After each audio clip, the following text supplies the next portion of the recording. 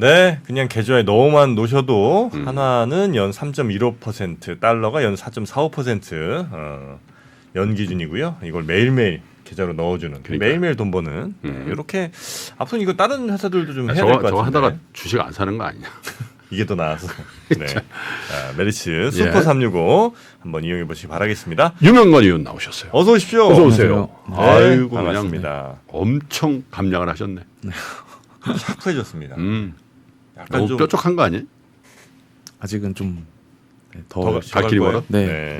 자, 자, 우리 시장 얘기 좀 해보죠. 예, 어제 뭐 난리가 났고요. 이 정도 폭발력이 있을 주제긴 했습니까? 그 공매도 금지가?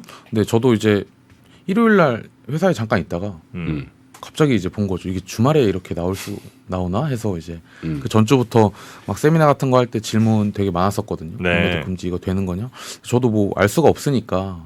근데 이제 일단 타이밍이 일단 굉장히 좀 생각보다 제 생각보다 빨랐었고요. 네. 만약에 뭐 특정 업종이나 특정 종목으로 이미 주가 상승이 그런 기대감 때문에 올랐었다라면 어제 같은 일은 거의 없었을 테지만 네. 많이 좀 예상 외로 좀 많이 빨리 나온 것 같아요. 그래서 저도 급하게 일요일 날 이제 제 거 이제 채널에 이제 공매도 잔고 비중이 좀 높은 기업들 소팅해서 좀 올렸거든요. 사실 근데 수익률이 그냥 공매도 잔고 비중 높은 기업들 성과가 어제 진짜 굉장히 좀 높았습니다. 어제 그냥 심플하게 생각했어야 되는 장이죠. 네, 맞습니다. 일단은 그래서 근데 이게 사실 공매도 잔고 금액이 정말 많았었거든요. 생각보다. 네. 뭐 에코프로비엔 같은 경우에는 거의 9천억 원 이상 정도 됐었고 LG 에너지솔루션도 1.3조 원 정도 공매도 잔고가 제일 있었으니까 컸죠. 이게 거래대금이랑 비교해 봤을 때 보면은 하루 만에 사실은 쇼커버가 진행될 수는 없습니다. 네, 그래서 이번 주 뭐 다음 주까지는 그래도 단기적으로는 계속 저희는 이번 주 다음 주까지. 네, 변동성은 있겠지만 그래도 뭐 사실 공매도를 이제 못 하니까요. 네, 분명히 그리고 좋은 뉴스가 나올 때마다 주가는 굉장히 좀 과격하게 좀 반영을 할 그러니까 가능성이 호재에 높습니다. 훨씬 민감해지는 장세로 네, 전환됐다. 네, 전까지는 악재에 민감했다면. 네.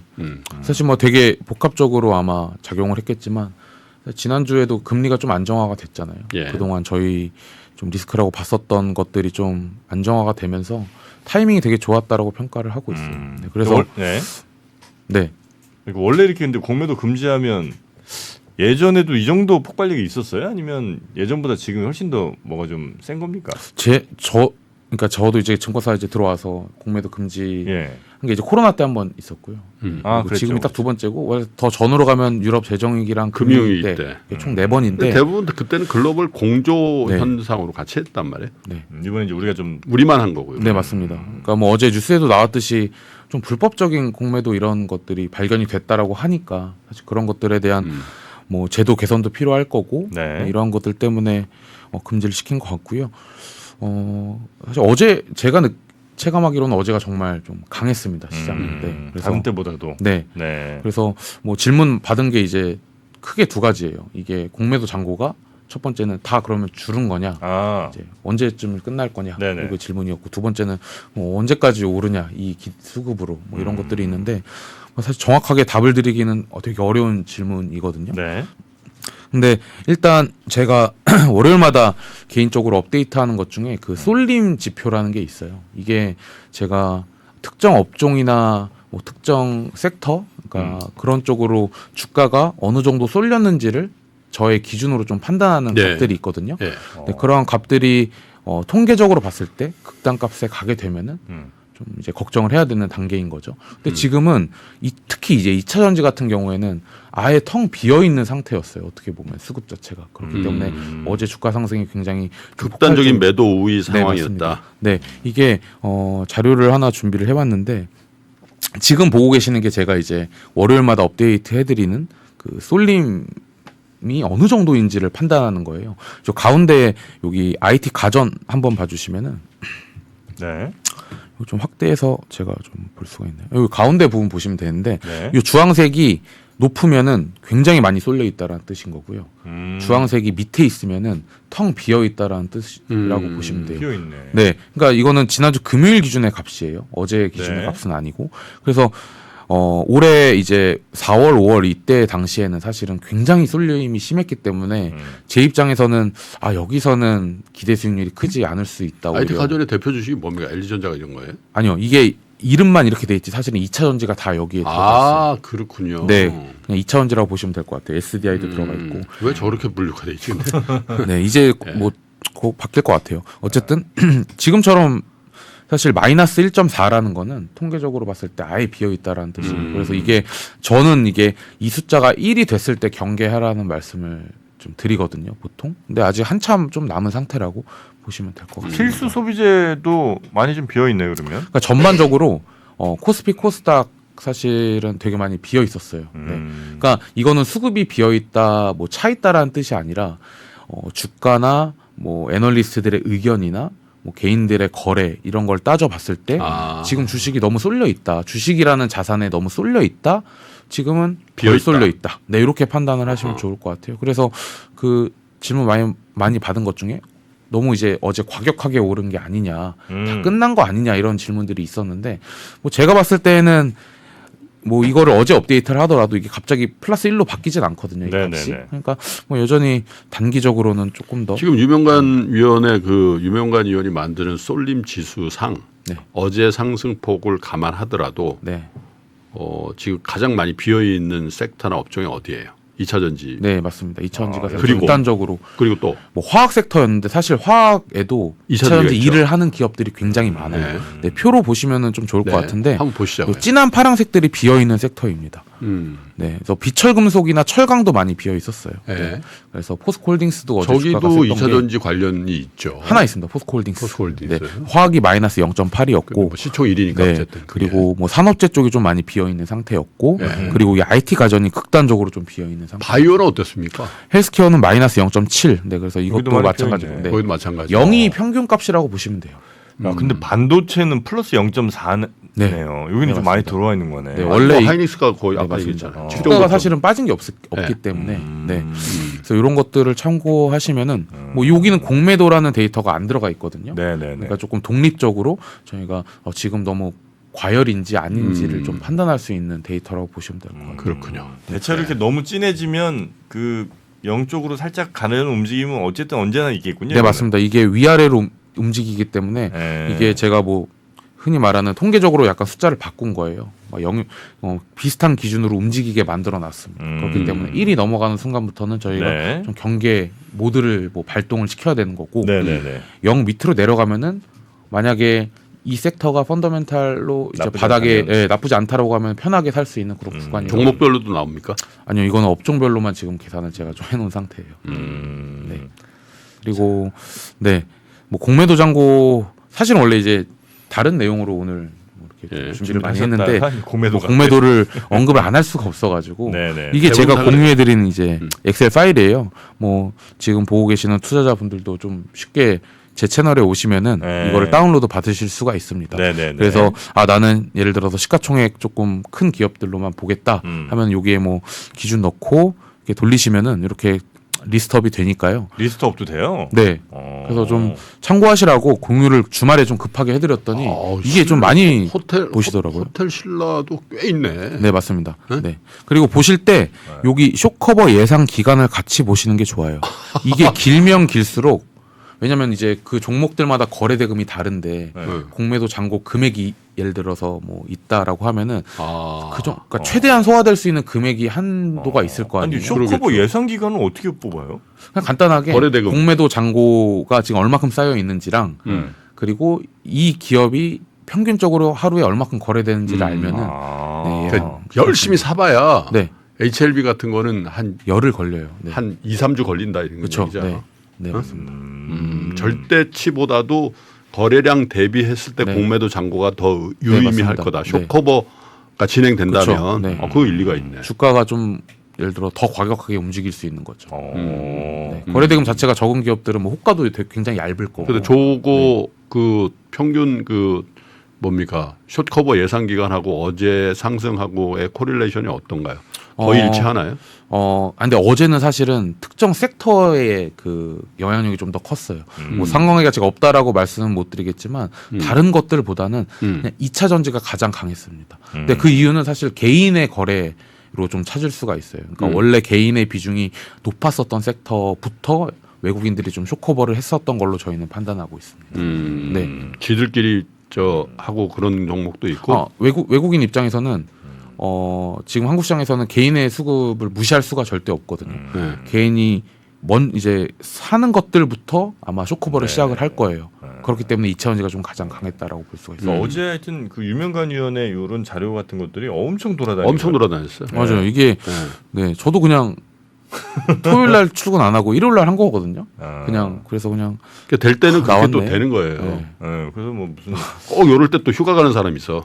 맞아요. 이게 참 저도 하필 그때 회사에 있었어요. 제가 오후 한 4시쯤에 하긴 해야지 하면서 갔는데 바로 했구나 그걸. 네. 그래서 뭐 많이 이제 돌아다니더라고요. 근데 저도 이게 공유 목적으로 일단 뭐 당연히 이제 이거는 제가 아예 만든 게 아니라 뭐 거래소 데이터에서 다운로드를 받아서 정리만 해드린 거라서 그래도 다 하실 수가 있는데 네네. 네. 그래서 잘 활용하셨으면 좋겠어요. 아마 이게 목요일 날 아침에 과연 공매도가 얼만큼 줄었는지가 저희가 볼 수가 있어요. 이 데이터는 막 주가처럼 어제 거를 저희가 바로 볼 수는 없어요. 그래요. 어제 거래한 결과를 목요일 날 네, 데이터를 맞습니다. 봅니다. 정확하게는 수요일 날 저녁 6시 이후에 확인할 수가 있습니다. 그래서 목요일 날 한 번 더 업데이트를 해드릴 목요일 거고요. 한 번 더 오세요 그러면. 네. 아니 제가 그냥 채널에 올려드리도록 하겠습니다. 네네네. 네. 그래서 뭐 공매도 금지가 뭐 저는 뭐 주가에는 일단 긍정적인 영향을 줄 거라고 단기적으로 좀 보고 있고요. 뭐 당연히 펀더멘탈 따라가겠지만 일단은 이게 좀 효과가 좀 크다. 왜냐면 많이 비어 있었고 네네. 첫 번째는 그리고 생각보다 공매도 잔고 금액이 좀 많이 쌓여 있기 때문에 하루 만에 좀 해소되기는 어렵다라고 저는 생각을 하고 있습니다. 네. 요거 때문이라도 시장은 당분간 꽤 그래도 강하게 갈 가능성이 높겠군요. 이거는 또 다른 이슈인가요? 네, 왜냐면 이게 사실은 공매도 금지 기간 과거에 4번 정도 있었다고. 어땠어요? 이게 다 케이스 바이 케이스예요, 사실. 네. 네.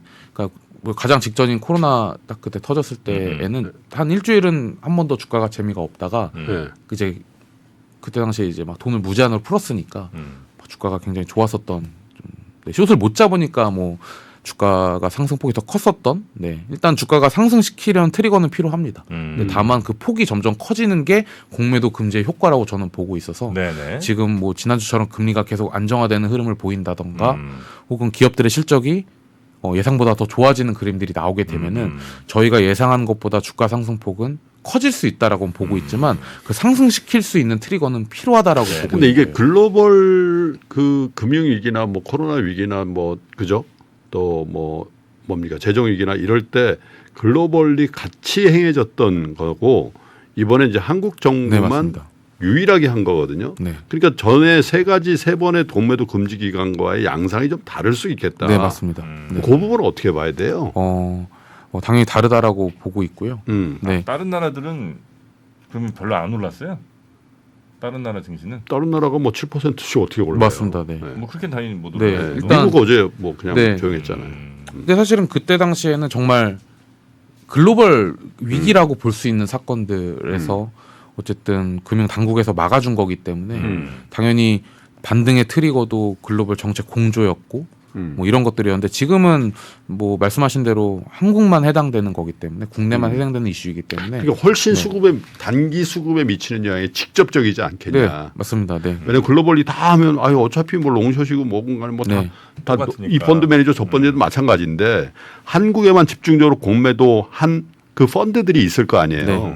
이거는 차별적인 퍼포먼스가 나올 가능성이 있으니까 다 하면 뭐 다 깨지는 거고 다 올라가는 거니까. 네. 근데 이거는 빨리 내가 환매를 해야 되겠다. 네. 빨리 쇼커버 안 하면 나만 아까 잡시큐리 얘기했지만 나만 잘릴 수 있겠네. 이런 공포감이 그들에게 더 집중됐을 가능성이 있지 않겠냐는 네, 거죠.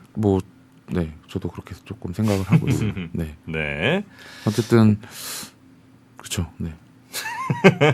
하여튼 고생 많이 했습니다. 주말부터. 네. 그래서 이게 뭐 공매도 금지도 있고 어제 이슈됐던 게 그 대주주 양도세 그것도 나왔고. 그게 사실은 진짜 키일 것 같아요. 이 분위기를 연말까지 끌고 가냐 못 가냐는 또 이제 또 거기 키다. 그렇죠. 이게 매년 한국 증시 특히 이제 코스닥을 발목을 잡았었던 게 네, 그거였거든요. 그래서 저도 매년 자료를 쓸 때 추워지기 시작하면 대형주사라는 자료를 기계적으로 좀 쓰는 경향이 있었어요. 네, 대주주 10억 그것 때문에. 네 맞습니다. 네. 그러면 특히 이제 올해 성과가 좋았었던 종목들에 대해서 먼저 매도가 나올 수 있기 때문에 네. 그걸 조심하자 했는데 만약 그게 조금 한도가 커지게 되면은 네. 아마 계속 이런 분위기가 이어지지 않을까라고 생각을 좀 하고 그래요. 있습니다. 그러니까 그것도 예를 들면 굉장히 정말 중요한 어제 약발이 별로 없었다 그러면 다른 걸 내야 돼요. 정부의 입장에서는 네. 다른 부양 증시 부양에 관련된 더 강한 조치도 준비를 하고 있었을 네. 거라고. 그 얘기는 결국 요 증시 부양에 대한 의지가 좀 있다고 보시는 거네, 그죠? 그거를 딱 잘라서 뭐 있다 없다라기보다 다 복합적이라고 봐야 되겠죠. 약간 네. 또 피해 가시는. 아니 그게 아니라 이 조치를 냈는데 오히려 공매가 늘어서 많이 빠졌어. 그러면 그 조치를 한 사람들이 뭐가 되겠어요? 그러니까 그렇지 않은 모습을 보여주려는 노력은 당연히 정책적으로 하겠죠. 네네. 그래서 하여튼 대주주 요건 완화 이게 만약에 또 나오면 연말까지는 꽤 센 장세가 나올 가능성이 높다. 수급적으로는 플러스 요인이 굉장히 크다라고 보고 있어요. 네. 그러니까 뭐 저희가 주식 볼 때 수급도 중요한데 어쨌든 실적도 중요하고 막 밸류에이션도 다 네네네. 자, 그래서 중요해서 그 실적 얘기 좀 해볼까요? 실적 얘기를 이제 예, 좀 해야 될 것 본격적으로. 같습니다. 결론을 말씀드리면 아직도 내년도 이익에 대한 기대가 매우 높아요. 네, 사실 그게 걱정이고. 아 높아요? 네 맞습니다. 지금 차트 봐주시면은 한 260조 원 정도 벌 것으로 지금 예상이 되고 있어요. 그러니까 올해가 170조 원, 내년에 260조 원이니까 대략 90조 원 정도 증가할 것으로 예상이 되고 있습니다. 예. 네, 53% 정도 증이 예상이 되고 있고, 뭐 반도체랑 유틸리티 빼면은 20% 정도 증가가 예상이 되고 있기 때문에 뭐 저는 남은 3분기 실적이랑 내년도 4분기 실적 발표하면서 이 레벨은 지속적으로 낮아질 가능성이 매우 높다라고 판단하고 있습니다. 지금 뭐 애널리스트들의 의견도 그렇게 양호하진 않아요. 이게 24년도 이익의 트렌드라고 보시면 되는데요. 네. 3분기 지금 실적 발표 중이잖아요. 근데 애널리스트 수정치보다 조금씩 잘 나와요. 지금 실적이. 그럼 보통 애널리스트들은 이제 내년 거를 이제 올리는 게 일반적인데 하향 조정시키고 있습니다. 네. 그만큼 상황이 별로 그렇게 좋지 않다라고 보시면 될 것 같아요. 그래서 시장 전반적으로는 이익 모멘텀이 좋은 기업들 찾기가 굉장히 어려워요. 네, 그런 상황이라고 보시면 될 것 같고, 보시면은 24년도에 지금 90조 원 정도 늘어난다라고 했는데 지금 반도체가 44조 원 기여를 하고 있어요. 그러니까 반 정도가 반도체의 이익 성장이라고 보시면 될 것 같아요. 네네. 그러니까 90조 원에 대한 기대치가 내려오더라도 퍼센테이지는 저는 유지가 될 것으로 보고 있기 때문에 저희 하우스는 어쨌든 반도체 업종이 중장기적으로는 주도 업종이라는 거에는 의견이 없습니다. 그래서 계속 반도체 업종에 대한 비중을 늘리자라는 의견을 내고 있는 상황이에요. 네네. 그래서 실적 좋은 것들 사자가 저희의 주된 아이디어라고 보시면 될 것 같고요. 실적 좋은 애로 사자. 네. 실적이 좋다라는 거는 막 이익이 크게 성장하는 기업이 될 수도 있고 네. 애널리스트들이 생각하는 것보다 실적이 잘 나오는 기업들이 될 수도 있는 서프라이즈. 거예요. 네. 뭐 여러 가지가 해당되겠지만 근데 되게 모순적인 게 제가 기업들의 실적이 분명히 안 좋다라고 말씀을 드렸잖아요. 전반적으로 좋지 네. 않다. 그러면은 실적이 좋은 애들을 사자라고 하는 건 되게 모순이거든요. 사실 찾기가 어렵잖아요. 일단. 네. 그래서 뭐 여러 가지 아이디어를 저도 생각을 하다가 간단하게만 좀 로직을 말씀드리면은 제가 260조 원, 뭐 170조 원 이렇게 말씀드리는 거는 저희 증권사 애널리스트들이 추정하고 있는 그런 실적의 평균 값이에요. 평균. 네. 그러니까 100명이 있으면은 그 100명의 평균 값을 의미합니다. 100조도 있고 200조도 있고 그렇죠. 뭐 평균. 네. 그래서 이번에 제가 지난주에 냈었던 자료가 뭐냐면은 이 애널리스트들의 퍼진 정도를 보자라는 거예요. 아 분포도를 보면 분포를 좀 보면은 아이들을 찾을 수 있다라고 저는 생각을 했어요. 왜냐하면 실적이 계속 안 좋아지는 그런 기업들이 너무 많으니까 제가 이제 제 입장에서는 실적이 좋은 거 사자라고 할 수가 없는 상황이에요. 그러면 네. 차라리 실적의 바닥이 좀 이제 잡혀가는 그런 기업들을 내년을 기대하면서 사자라는 전략이 지금 좀 더 잘 통할 거라고 저는 생각을 했거든요. 그래서 제가 생각한 거는 그 애널리스트들의 분포의 표준 편차를 좀 보자라는 거예요. 수학 출신입니다. 네, 저 퀀트이기 때문에 주로 이런 일을 합니다. 네. 그래서 조금 이제 내용이 좀 어려워지기 시작을 하니까 차트를 보면서 종목을 예. 말씀드릴게요. 올해 사실은 아모레퍼시픽이랑 LG생활건강이 사실은 둘 다 실적이 별로였어요. 연초부터 해서 지금까지 계속 추정치가 이렇게 내려옵니다. 애널리스트의 기대치가. 근데 주가는 분명히 여름 이후부터 달라졌어요. LG생활건강은 이번에 쇼크 나면서 한 번 더 내려왔고 아모레퍼시픽은 사실 리바운드 했죠. 괜찮았거든요. 네. 근데 그 차이를 뭐 바텀업에서 정성적인 이유를 여러 가지 들 수 있겠지만 퀀트가 봤을 때에는 애널리스트들의 분포가 커졌는지 줄었는지에서 좀 차별화가 났었습니다. 애널리스트 분포가 커졌다는 분포도가 네. 넓어졌어요.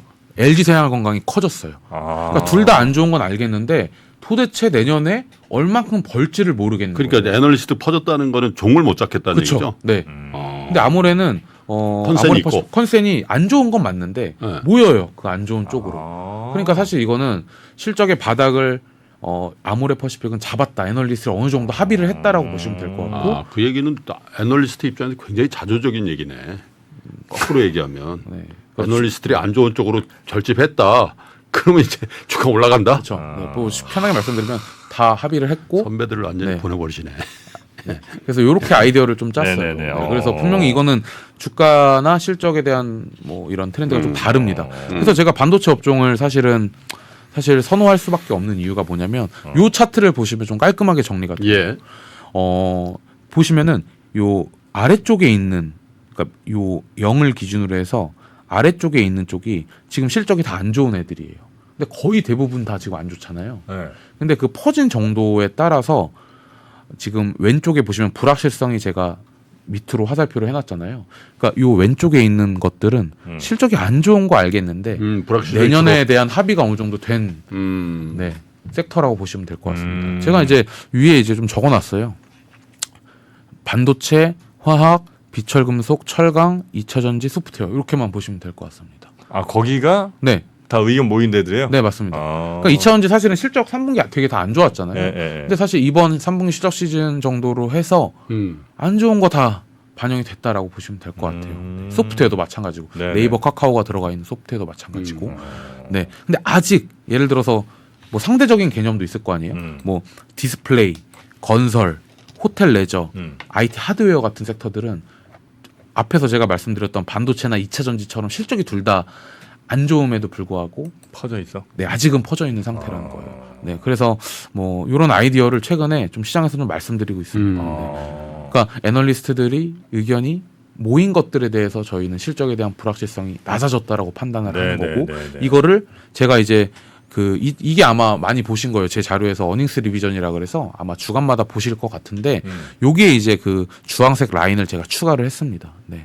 그래서 이런 것들 함께 보시면은 그렇게 악재가 막 그 진짜 엄청나게 나왔던 카카오 같은 것들도 네. 상당히 반등했네요. 네, 여기 보시 소프트웨어 섹터 여기 보시면은 실적이 계속 완전 내려와요. 잘하네. 검정색이 실적이거든요. 4월 달부터 해서 지금까지 계속 실적이 내려오는데 이 주황색도 같이 내려온다라는 거는 애널리스트끼리 사실은 서로 다 비슷한 의견을 내고 있는 상황이에요. 근데 오른쪽에 사실 이제 IT 하드웨어가 뭐냐면 종목을 말씀드리기 좀 더 편할 것 같은데 이해하시기 삼성전기예요. 여기가 LG 이노텍이랑. 근데 얘네들은 둘 다 달려? 똑같이 실적이 내려오는데 네. 주황색이 확 튀잖아요. 그럼 얘네들은 사실 내년에 얼마큼 턴어라운드 할지를 잘 모르는 거예요. 애널리스트들은. 조금 더 이거는 실적에 네네. 그러니까 안정화를 좀 기다려야 되는 섹터다. 그래서 뭐 이렇게 정리를 해서 뭐 실적이 너무 안 좋으니까 반도체 외에 뭐 대안적인 업종들을 찾아보면은 화학, 철강, 비철금속, 2차전지, 소프트웨어 정도다. 이렇게 좀 요약을 하고 있습니다. 네. 뭐 실적 좋은 업종은 사실 좀 찾기는 어렵고요. 그러니까 실적이 나온 거 보고 들어가요? 아니면 실적이 그럴 거라고 애널리스트 모였으면 그냥 그때 들어가면 돼요? 요거는 24년도 실적에 대한 변화이기 때문에 네. 나오려면 한참 남았고요. 아. 그러니까 매 월마다 이 2024년도 내년 영업이익 값은 변합니다. 네, 그래서 요 변하는 값들의 값하고 원래 이제 제가 이제 값만 맨날 제공을 했었는데 요거에 더해서 애널리스트들의 의견들이 분포를 좀 말씀드리는 거죠. 네. 네네네. 시간이 되면은 좋은 것들에 대한 기준도 있거든요. 그러니까 지금 제가 안 좋은 것들 중에서 뭘 봐야 하는지를 말씀을 드린 거고 그래도 실적 좋은 애들 좀 있어요, 사실은. 네. 그 살짝만 네. 살짝만. 그러면은 말씀드리면은 네. 실적이 좋은 애들은 가장 실적을 좋게 보는 애널리스트들의 의견을 봐야 합니다. 선도하는 애널리스트의 의견이 중요해요. 제가 평균값의 이제 단점이 뭐냐면 자칫하면은 뒷북을 치는 전략을 만들 수가 있어요. 그러니까 5명이 있는데 이미 3명이 추정치를 올려놨는데 나머지 2명이 따라 올리는 그때 만약에 사게 되면은 약간 후행적인 전략이 될 수가 있거든요. 그래서 가장 낙관적으로 보는 애널리스트들의 의견의 변화를 잘 감지를 하셔야 좋은 됩니다. 녀석들은 네, 맞습니다. 이렇게 좀 지난주에 좀 자료를 냈었고요. 네네네네. 네, 자세한 내용은 뭐 자료 한번 참고해 주시면 좋을 것 같습니다. 그렇죠. 애널리스트들을 애널라이즈하는 네, 맞습니다. 유명한 네. 정말 이 외모에서 풍기는 풍모는 네. 예? 마스터 셰프 같은 느낌인데 수학자세요. 네. 자주 좀 오세요. 네. 형님 그런 얘기 하실 때 아니잖아요. 왜? 네. 요즘 외모 얘기하면 안 돼. 왜? 네, 우리 유명한 의원님 자료 좋습니다. 네, 최고입니다. 네, 그러면 우리 유명한 의원님 여기서 보내드리고 네. 조만간 다시 한번 또 모시도록 하겠습니다. 오늘 시간이 좀 아쉽네요. 네. 자 고생 많이 하셨습니다. 고맙습니다. 감사합니다. 네.